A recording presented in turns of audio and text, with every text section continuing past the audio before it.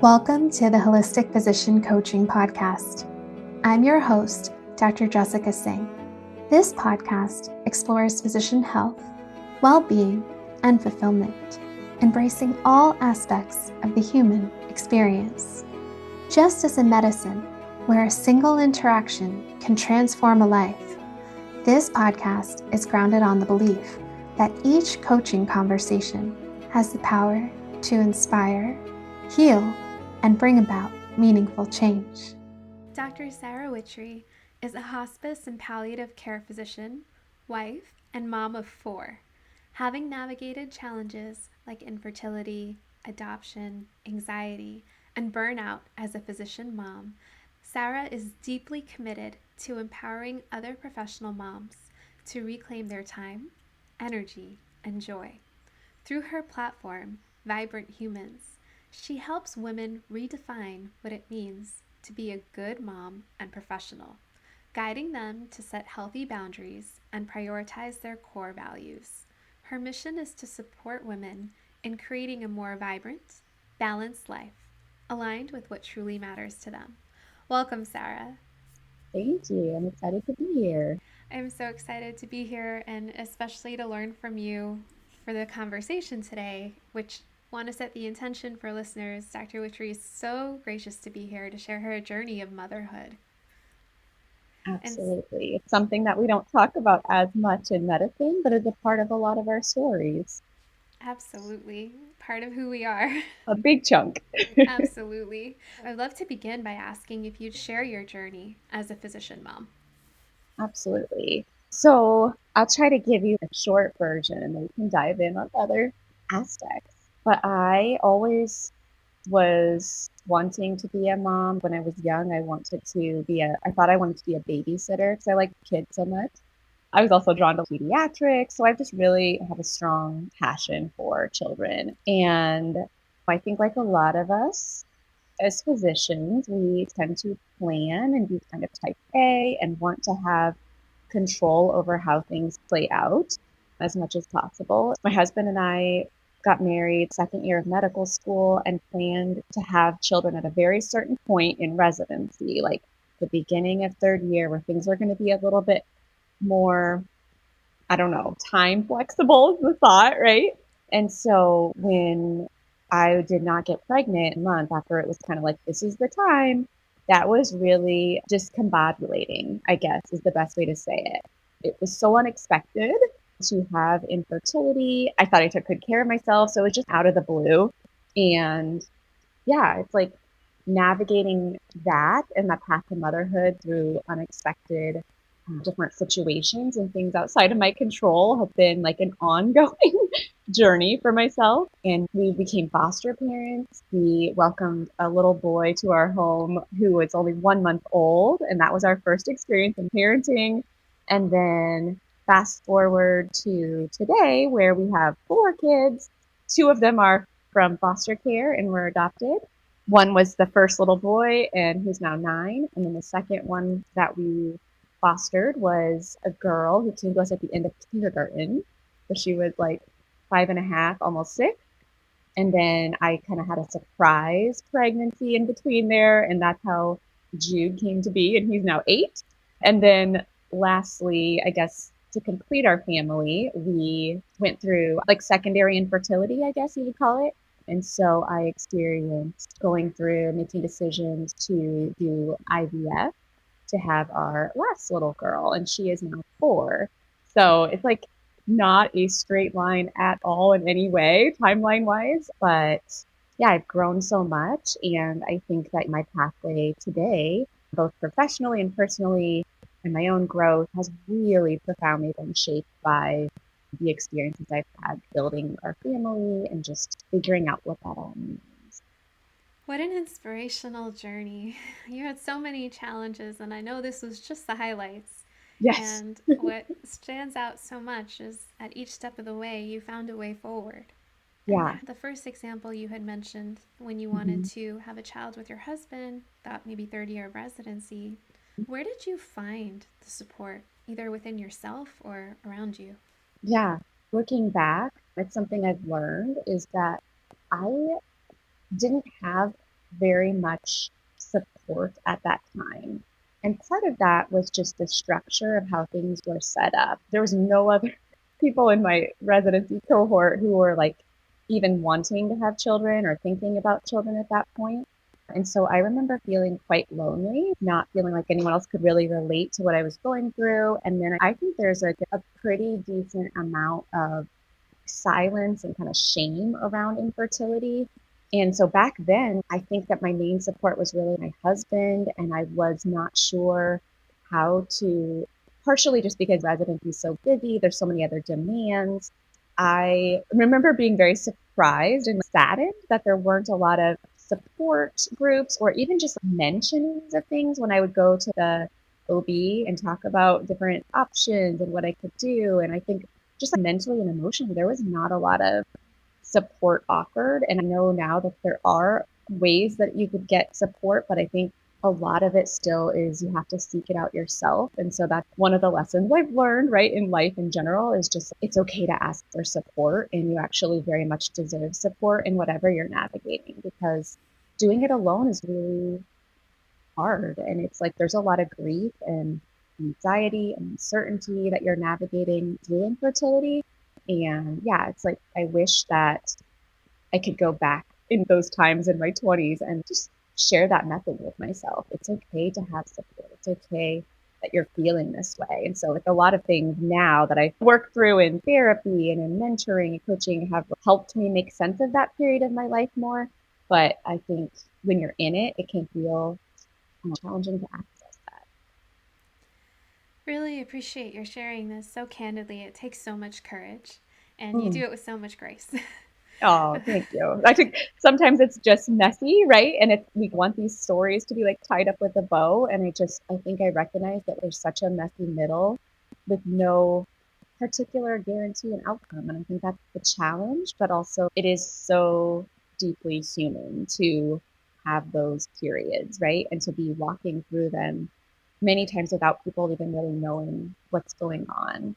And so yeah, I think it's a place to offer ourselves compassion as well as knowing other people are going through maybe not infertility, but other challenges in their journey and questions about their path to motherhood and what that means. And so, yeah, I just think so much power when we have these conversations and are willing to share our stuff because it helps us feel supported and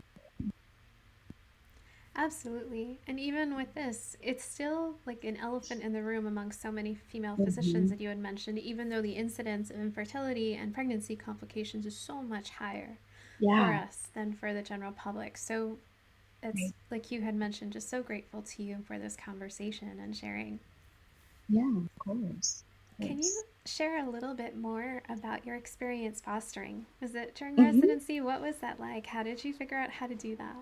Yeah, so we explored infant adoption and then international adoption and foster care adoption. And we actually, I think it was serendipitous in some ways, right? Because we were friends with people who had fostered and who had welcomed multiple different children for short periods. And then they were on the pathway to adoption for one of their kiddos. And so we just really got to have an up close and personal view of foster care. We explored international adoption probably pretty heavily because that was just something that we were curious about, I think. But then we realized there were a lot of ethical dilemmas and just things that didn't feel quite right to us with some of the international laws and just things about the children and still their parents being alive, but just basically being unable to financially support them. And so that's what led us really to feel that we knew that there was a huge need for foster parents and that they were like in our city in Seattle where we were living. And so it was a wild experience, to be honest. We went through, I think it was about 9 months. I remember it being about the length of a pregnancy of going through foster care training. And I learned so much, obviously, just more about the needs and the system, the inefficiencies within the system, of course. Again, it's very complicated in terms of their desire is always to reunite the children with biologic family and biologic parents if that's possible. And if it's not, then even their second, third, fourth options are to have any connections. So it could be like going on to in a different state or anything like that. that's their priority, is to keep kids with some kind of biologic family connection. When we had our son come, he was like a month old and he did not have any kind of visitation with parents because his birth father was actually deceased. And then his birth mother struggled with mental health addiction, things that made it really challenging for her to be able to show up in the ways that I think she would have wanted to. So yeah, there's a lot of complicated feelings that I have about what's right, what's wrong, and all of this. But at the end of the day, we just obviously wanted what was best for the little boy, and we were able to kind of expedite through things because there were no visitations. We had social work visits. It was like weekly for a while. It's a blur, honestly, because I was in fourth year of residency, applying for fellowships and doing all sorts of things. But he was just such a little joy and such a breath of fresh air for us after having so much stress and so much uncertainty. It felt so joyful, yeah, for us to be able to parent him. And he was one of the happiest babies I've ever met. And he still just had the most lovely personality. So we just feel so, so blessed to have gone through that experience and be able to have him as part of our forever family. We were able to adopt him when he was just over 1 year old. And it's a crazy experience to navigate while you're going through it. And then, of course, after, I feel like it's like a marriage, is what I tell people. You get married, and that's really exciting. It's the adoption day. And then you're like, oh, and then there's life, there's parenting, and then you add the complicated layers of how to talk to them at different ages and stages about their story, about the navigation of this identity that you have, and sort of what that all means. And gosh, it's just been such a journey to go through and figure out relationships with his biologic family and extended family, and just it feels like you're doing it in the dark. But the only way I can say that there's help is people that have done it and walked through it, and just giving their experience is how I've best learned, and part of communities of parents who are navigating similar waters and leaning on each other and knowing that nobody has a rule book for any of this. So we're just all doing the best we can and trying to use what evidence supports and what therapists recommend. It is an ongoing growth journey where I feel like I am constantly learning.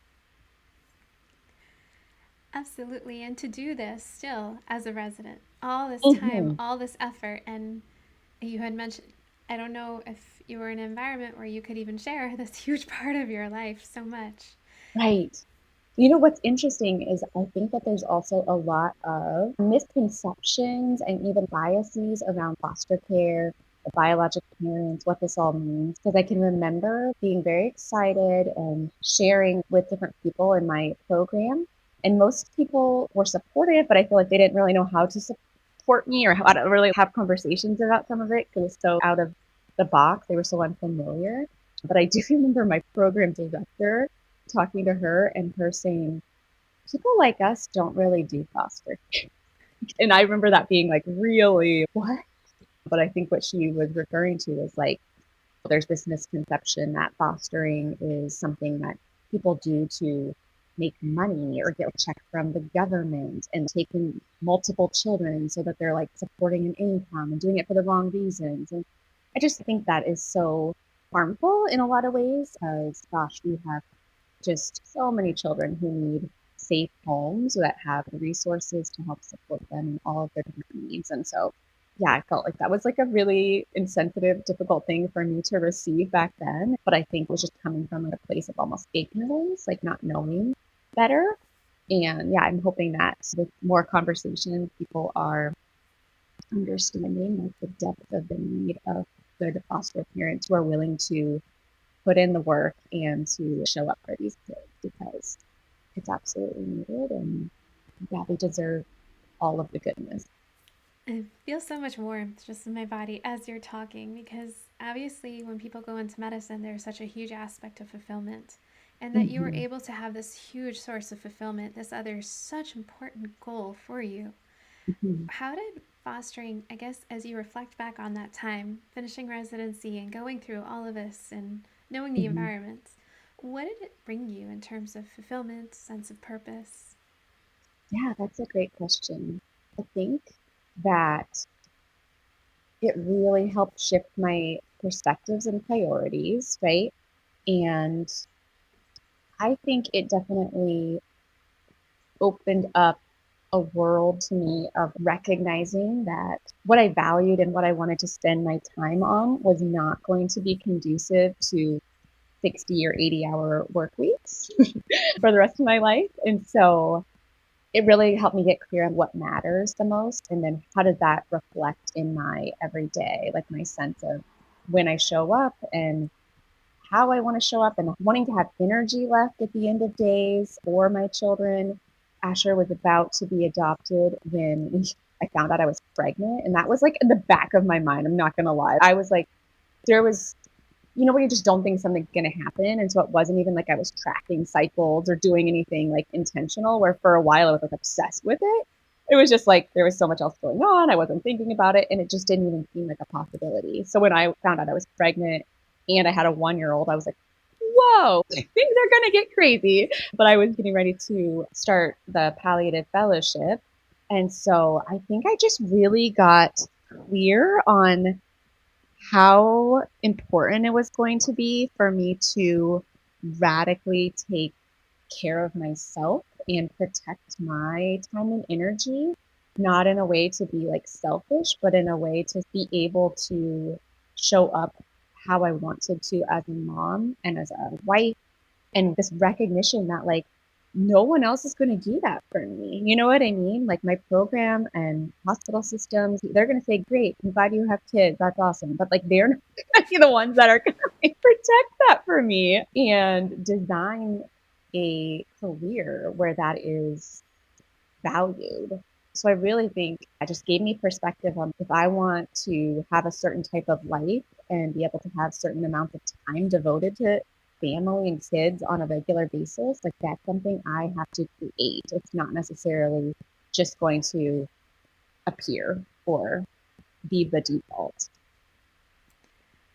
It's such a beautiful perspective because often we think about our identities as a physician, Mm-hmm. and so much of us is like, who are we if we're not a doctor? Right. And then when you think about it, though, it's often these life experiences that actually Mm-hmm. give the foundation, the warmth, the love, and bring all this richness into who we bring as physicians. And so often you hear sometimes people talk about their physician identity on one hand, their mom identity or parent identity on the other hand, and Yes. they're hanging out in two separate places. But you are sharing such a powerful experience where these identities not only integrated with each other, but it seemed like they inspired you so much.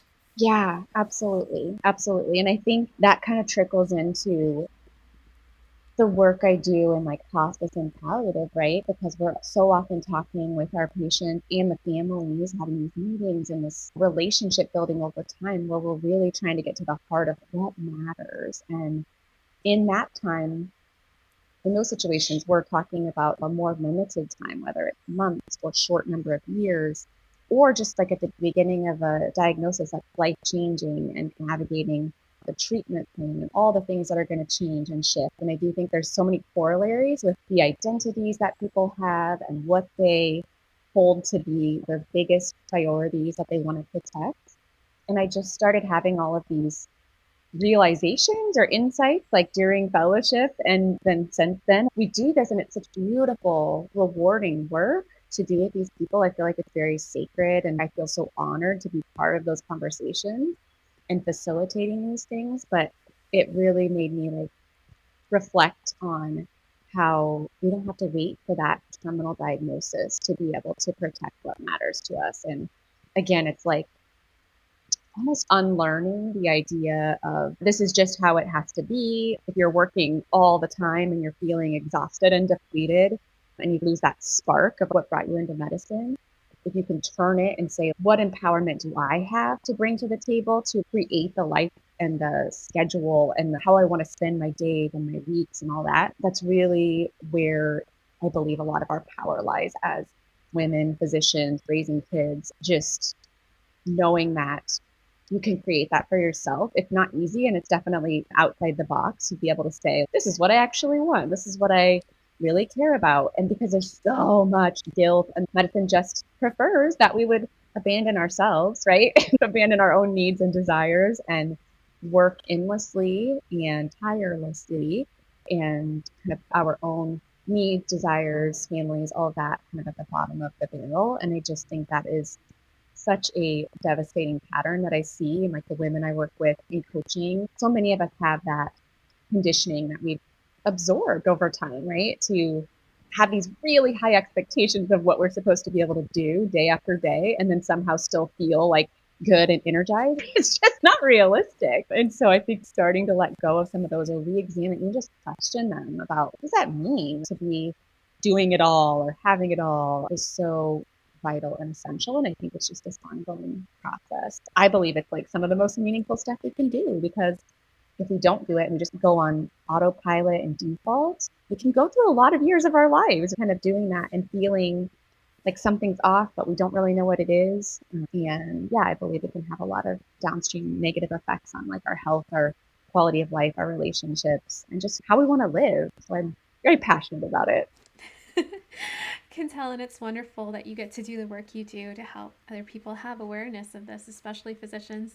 I also didn't realize that until just a few years ago, where it's like often, especially physicians, we feel like we're failing, like you mentioned, because there's so many expectations. And rather than continuing to criticize ourselves, why can't we make our weight lighter by realizing these expectations, most of them are imposed on us by our society and organizations, and who says we have to?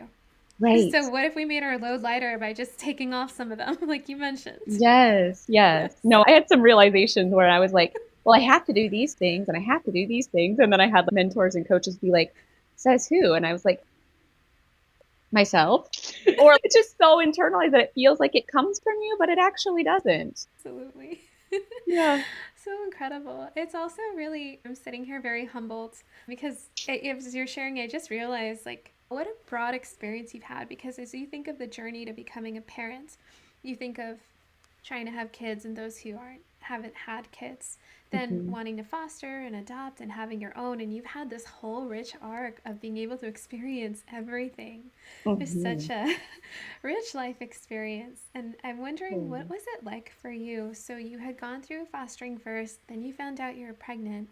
Would you be comfortable sharing your journey with the second pregnancy that you had? Yeah, the IVF. Yeah, absolutely. So at that time, we had the three kiddos, and we had moved from Washington to Ohio, where we still are, to start our real jobs. And I think that there was some grief involved with that, because it was like we didn't feel totally complete yet in terms of the number of kids, and we were wanting one more. We sat on it for a while. I think in parts I thought, well, I was really stressed during residency, so I'm sure that it wreaked havoc on my hormones and made it challenging because I wasn't consistently ovulating and all that. But there was a big part of me that felt like this one was going to be easy or easier. And so we did not spend like a full year or anything seeing if we could get pregnant on our own. It was like probably 5 or 6 months. And then I just went to reproductive endocrinology and was like, I think this is where we want. And we're at a different financial place at our lives where we can like, we don't have to jump through all these hoops and be like, we can't afford this.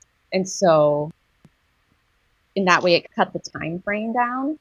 But it was still very important for me to process like the expectation not being met and like going through that grieving process, but also the gratitude that like IVF exists and it's incredible. And it felt like easy in some ways, right? But it felt like I was cheating. I don't know if that makes sense. So I did a lot of like work with that just to get the support that I needed to navigate, decide to go ahead and proceed with it. And it was honestly a very smooth experience. Didn't have any like hurdles or failed cycles or anything like that.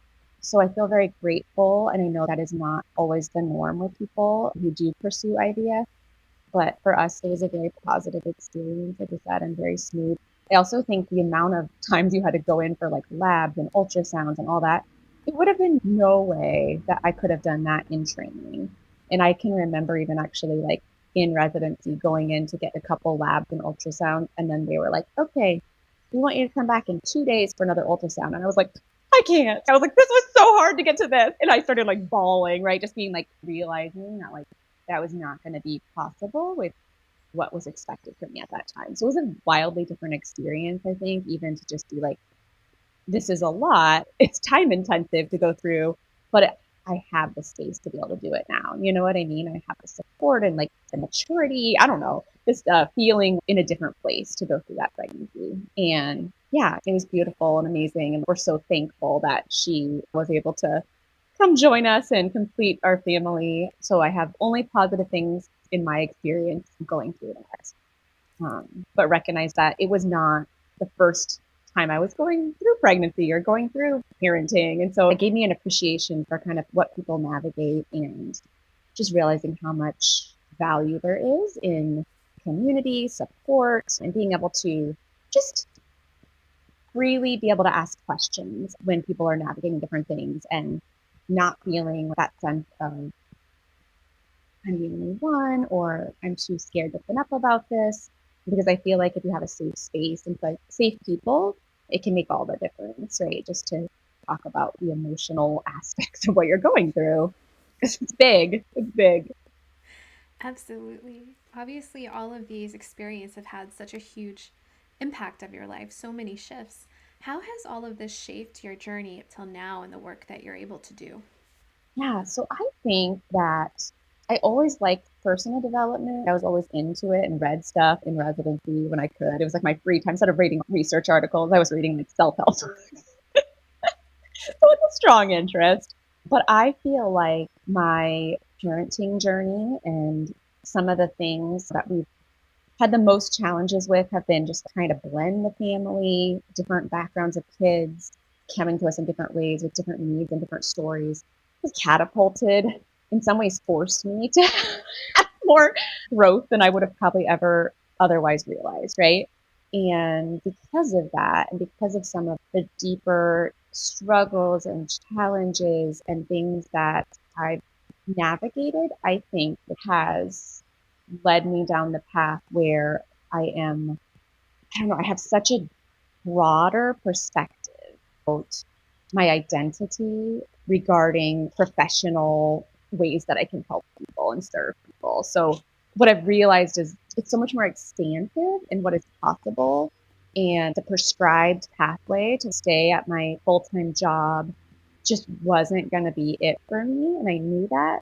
So it was like trying to figure out a way to still have a hand in multiple different things that I am passionate about while not overcommitting and burning out has been, I think, what I've really been figuring out for the last few years and realizing that there's no final arrival or destination is been a big lesson I keep learning and just being open to where my heart and my soul are leading me to serve and recognizing that different seasons are going to bring different priorities to surface, right? If there's a season where there's a kiddo who really has a lot of struggles or needs, and I know I'm going to need to devote more time to that, then having the flexibility to be able to do that is really important to me.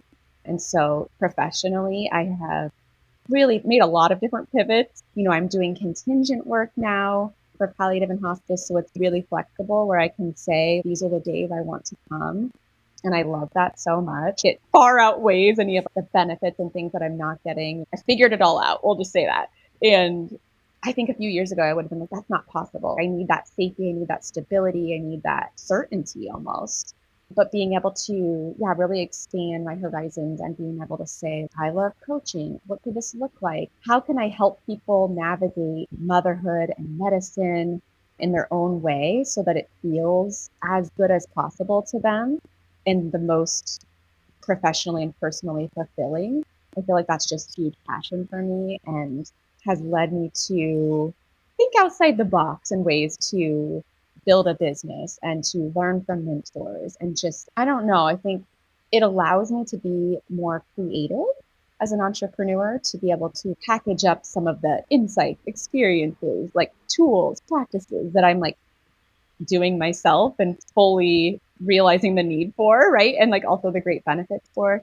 And then it's almost as I'm learning and continually learning so much more about myself and my journey, it's really allowed me to access the mental health, emotional health, spiritual practices, stuff that like kind of fits in medicine, but like we sort of have to keep that under wraps in the professional setting. So it's been a lot more fulfilling to me to be able to have that place to be more creative and express myself more fully alongside the ongoing work of parenting. I feel that if you're going to do it well and like in a way that aligns with your values, like you'll always be learning as a parent. You'll be unlearning and relearning, but also making time for like joy and spontaneity and just like things that kids help you with so much, right? To say, oh, this was my plan in my head to do this tonight, but like we're going to have a picnic at the park instead. Just be in the moment more. It's really helped me so much in that way. Like you mentioned too, your perspective has broadened so much, and those elements you get to work on for yourself, the emotional health, physical health, mental health, those parts you had Mm-hmm. mentioned that are not often in medicine, having a more healthy life in general, right? And Yes. have living a fuller life. I'm Yes. curious what it's like for you as you work with physician moms in medicine, helping them navigate motherhood. And you have, for yourself and the way you've lived your life and created your life, have this broadened perspective. What do you see or commonly see physician moms carrying silently? That's a good question. The first thing that came to mind was guilt, like so much guilt and feelings of inadequacy, feeling like it's very, like they desire rest and they desire relief, and simultaneously they feel like they can't have that because if they are resting or just taking a pause, there are so many things that are not getting done that they feel like are theirs. So I feel like there's patterns of a lot of that going on, as well as just this sense of, because they're so incredibly capable, they tend to silently take on so much responsibility, both at work and at home. They're like a dependable, responsible one, right? Who's very good at managing details. And then it's this sneaky thing where they become like the default for everything in their home, in their household, with their children, and also feel like they need to match that level of functioning in their job. So it's like there's mountains and mountains of responsibilities that they have, and it feels very hard for them to get rid of anything, to shift things, because it feels like if I drop this ball, then everything's going to come crashing down. And so I think that's why a lot of them sort of look good on the outside, like it looks to everyone else. People are constantly telling them, I don't know how you do it all. Wow, you're such an inspiration. And so they like want to maintain that because it's like that's the people's perception of them, right? But then they feel like there's something wrong with them because they are not feeling that inspired on the inside. They do not feel like that daily level of just, I'm amazing, I'm doing it all. Like they feel like they are crumbling a lot of times, or they have no idea how long they can keep doing it for. You know what I mean? There's a lot of fear, I think, in just worrying and like having self doubts about not being able to up like the kind of image as well as the roles that they're playing. Those are definitely like really almost exclusively, like I would say that women have some form of those things going on when they come to me. The part that's like challenging for me to watch and see is just that how long they've been carrying that stuff alone.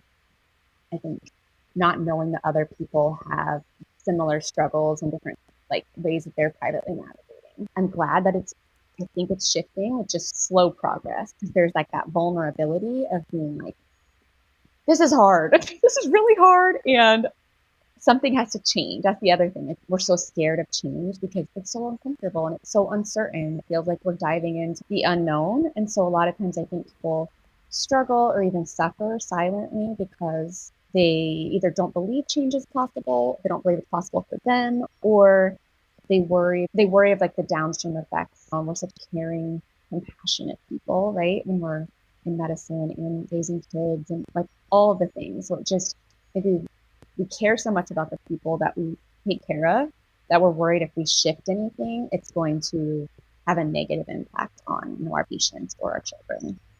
But I don't think it is healthy for women to put themselves at the very bottom for months and years at a time.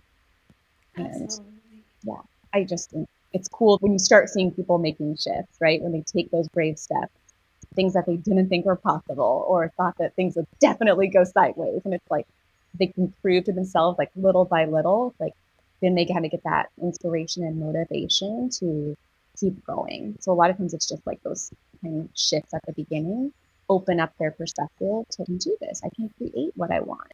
And that's like probably the most rewarding part of coaching. And those tiny shifts are so powerful in residency, especially when there's less autonomy over the structure and expectations. And again, just having that environment where you feel psychologically safe even to talk to someone about this is Totally. huge. Totally. For, Yes. for someone who is listening right now and maybe going through feeling alone or any of the other challenges you had mentioned, what is one first step you'd give to someone to have more self compassion towards themselves, to be a little Mhm. kinder? So I think one thing is honestly making all the invisible stuff visible. Sometimes we can kind of gaslight ourselves into thinking we're not doing that much or not caring that much. But just taking 5 or 10 minutes to type out or write down all the things that you're carrying and then looking at that objectively and even imagining that you're looking at a friend or a colleague that they wrote that. And what do you think or what do you see when you are like looking at it all together, right? All the things that you're juggling, carrying in your head, expecting of yourself. I think that creates some almost instantaneous self-compassion because if nothing else, it's like people are able to see, oh my gosh, more than I realized. It's a lot for any one human being. And it almost gives them that visual to be like, no wonder, right? It's like validating, no wonder I feel tired or no wonder I feel alone or not full of energy and zest. And I think that opens up that space for compassion. So powerful. Thank you so much, Sarah. I know we've covered so much today. To wrap up this conversation, what is your takeaway message you'd like to leave for physician moms or physicians in training or students, and also for coaches who coach physicians? Yeah. I think that honestly, remembering that it sounds crazy, but I think people need to hear it, right? It's like you matter in your own life. And when you are able to recognize that truth and bring it into your day to day, into your schedule, into your to do list, right? Recognizing that when you are taking care of yourself in a consistent way, in ways that align with what matters to you, you will be so much more able to not just fulfill the expectations or your duties and responsibilities, but you will be so much better of a version of yourself, like so much happier and content, have like more energy because you are paying attention to what your own needs are. And there's of course going to be seasons where it's challenging to maintain those things, right? But just kind of coming back to again and again, like I cannot be the best version of myself at work or at home if I am not putting myself on my calendar. And then the other thing that I think is so important for women, especially in medicine, who are considering having kids or maybe a new parent, is just like taking radical ownership for how you want to feel and what you want your life to include. I like to help people like visualize different aspects of like home life or professional life and things that they would really want to be part of that. And realizing that you giving yourself that permission and having that vision is so powerful because then it gives you something like a North Star almost, right? Instead of doing things by default and just like being on this train and autopilot where you're like constantly running places, you will have like intentionality and purpose and vision about how you want to live.